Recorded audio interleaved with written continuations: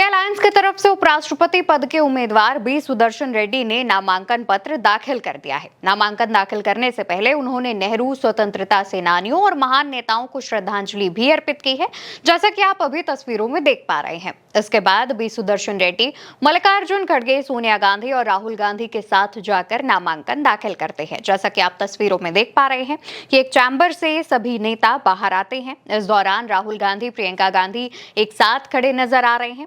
मल्लिकार्जुन खड़गे आगे आगे चल रहे होते हैं। बी सुदर्शन रेड्डी और सोनिया गांधी आपस में बातचीत के बाद आगे बढ़ते हैं और उसके बाद बी सुदर्शन रेड्डी राहुल गांधी से बातचीत करते हुए देखे जा रहे हैं। जैसा कि आप तस्वीरों में देख सकते हैं कि बी सुदर्शन रेड्डी जैसे ही चैम्बर में तमाम विपक्षी सांसदों के साथ पहुंचते हैं, वहां पर आपको तमाम दल के जो नेता हैं वो नजर आएंगे, जहां पर समाजवादी पार्टी के कई सांसद, कांग्रेस के तमाम सांसद, उद्धव ठाकरे गुट के सांसद, शरद पवार और इसके अलावा दक्षिण की पार्टियों के तमाम सांसद आपको बी सुदर्शन रेड्डी के साथ दिखेंगे। इस दौरान बी सुदर्शन रेड्डी पहुंचते हैं और राज्यसभा के सेक्रेटरी जनरल पीसी मोदी के पास नामांकन दाखिल करते हैं। बी सुदर्शन रेड्डी के बगल में सोनिया गांधी, उनके मतलब एक तरफ सोनिया गांधी तो दूसरी तरफ मल्लिकार्जुन खड़गे बैठे नजर आ रहे हैं। राहुल गांधी भी इसी आगे वाली लाइन में बैठे हुए हैं। हालांकि प्रियंका गांधी पीछे की सीट पर बैठी देखी जा रही हैं। इस दौरान विपक्षी दलों के तमाम जो सांसद हैं वो भी बी सुदर्शन रेड्डी के साथ देखे जा रहे हैं।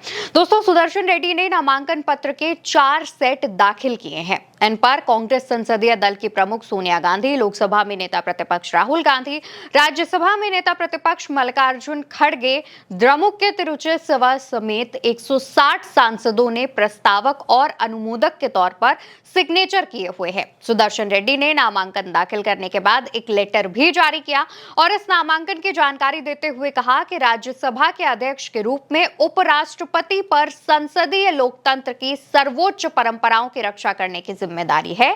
चुने जाने पर मैं निष्पक्षता और संवाद के प्रति दृढ़ प्रतिबद्धता के साथ अपनी भूमिका निभाने का संकल्प लेता हूं। इससे पहले उपराष्ट्रपति पद के लिए एनडीए के उम्मीदवार सीपी राधाकृष्णन ने भी नामांकन दाखिल किया था और इस दौरान वो एनडीए के तमाम जो नेता हैं उनके साथ नामांकन दाखिल करने पहुंचे हुए थे।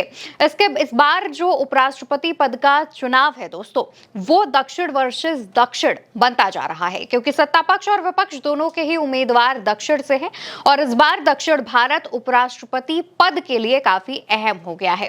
अगर हम सीपी राधाकृष्णन की बात करें तो एनडीए की तरफ से उन्हें उम्मीदवार बनाया गया है, लेकिन विपक्ष ने एक नया मुद्दा चलते हुए एक बहुत ही बेहतरीन आप कह सकते हैं कि उम्मीदवार अपने विपक्ष के तौर पर पेश किया है और उसमें बी सुदर्शन रेड्डी का तमाम चर्चाओं के बाद नाम तय किया गया था।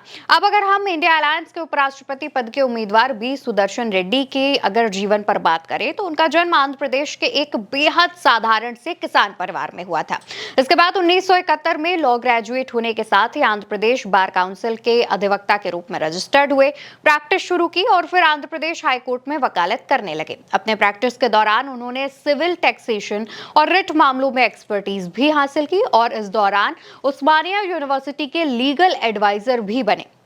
इसके बाद अगर हम साल 1993 की बात करें तो उस दौरान आंध्र प्रदेश हाईकोर्ट के एडिशनल जज बी सुदर्शन रेड्डी नियुक्त किए गए। इसके 2 साल बाद वो आंध्र हाईकोर्ट में ही परमानेंट जज के तौर पर वहां पर सेलेक्ट हुए। इसके बाद साल 2007 को सुप्रीम कोर्ट ऑफ इंडिया में जज बने और 2011 में रिटायर हो गए।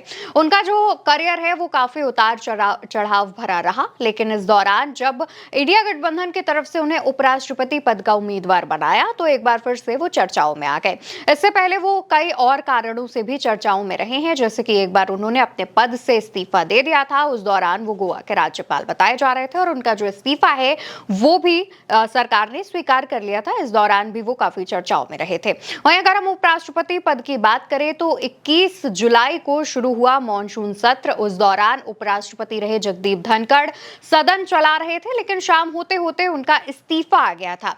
अचानक स्वास्थ्य कारणों का हवाला देते हुए इस्तीफा देने के बाद धनखड़ के इस इस्तीफे पर सवाल उठने लगे। कहा जाने लगा कि आखिर अचानक धनखड़ ने इस्तीफा क्यों दिया। इसको लेकर के सत्ता पक्ष पर तमाम आरोप लगे।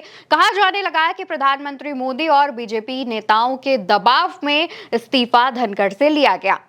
हालांकि दोस्तों आज 21 अगस्त है और आज मॉनसून सत्र की कार्यवाही का आखिरी दिन है और आज तक यानी 1 महीना लगभग धनखड़ को इस्तीफा दिए हुए हो गया है, लेकिन अभी तक वो मीडिया के सामने या फिर आमतौर पर अपनी बात रखने के लिए सामने नहीं आए हैं और ना ही उनकी तरफ से कोई बयान सामने आ रहा है। और इसको लेकर के राहुल गांधी भी सवाल पूछ चुके हैं। राहुल गांधी ने अपने एक बयान के दौरान इस बात का जिक्र किया कि उपराष्ट्रपति रहे जगदीप धनखड़ के इस्तीफे के पीछे एक बहुत बड़ी और चौंकाने वाली कहानी है, क्योंकि शायद यही एक वजह हो सकती है कि धनखड़ ना ही सामने आ रहे हैं और ना ही उन्हें बोलने दिया जा रहा है। धनखड़ की चुप्पी पर भी सवाल उठ रहे हैं और उसको लेकर के भाजपा पर तमाम आरोप लग रहे हैं और विपक्ष भी इस पर हमलावर देखा जा रहा है।